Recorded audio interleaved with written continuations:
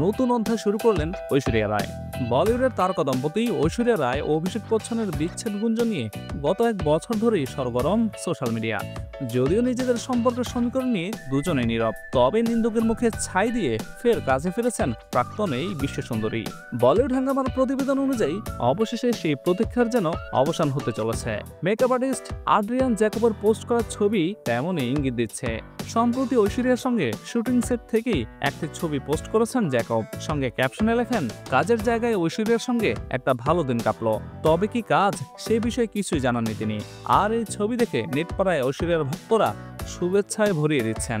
আম্বানি পুত্র অনন্তর বিয়ের আসর থেকে শুরু হয় ঐশ্বরিয়া অভিষেকের বিবাহ বিচ্ছেদের জল্পনা। তবে এই জল্পনার মধ্যেও এও শোনা যাচ্ছে দম্পতি নাকি ফের পর্দায় জুড়ি বাঁধছেন। মণিরত্নমের ছবিতে নাকি তাদের ফের একসঙ্গে দেখা যাবে। আর এই গুঞ্জন নতুন করে তাদের বিচ্ছেদ জল্পনার মোড় ঘুরিয়ে দিয়েছে। 2007 সালে ঠিক বিয়ের আগে মণিরত্নমের ছবি গুরুতে জুটি বেঁধেছিলেন ঐশ্বরিয়া অভিষেক। দুজনের রসায়নে মুগ্ধ হয়েছিলেন দর্শকরা। এরপরে ফের পরিচালকের ছবি রাবণেও একসঙ্গে ছিলেন এই দম্পতি। 2010 সালে মুক্তি পায় সেই ছবিটি।